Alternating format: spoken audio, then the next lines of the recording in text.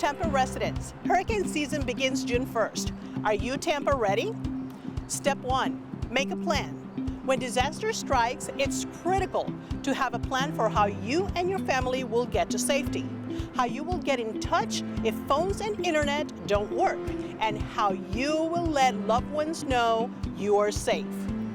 Visit floridadisaster.org to create a custom plan that meets your family's needs.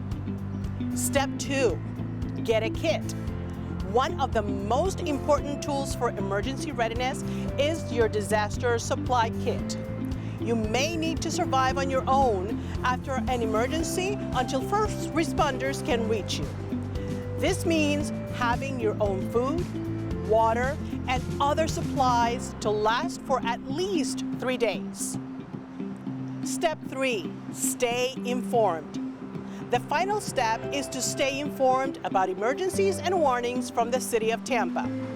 Text Tampa Ready or Tampa Lista for Spanish to 888-777 to subscribe for emergency text alerts. You can also register for phone and email alerts at tampa.gov/alerttampa. With these steps, you can keep yourself and your loved ones safe. Visit tampa.gov/Tampa Ready for more information.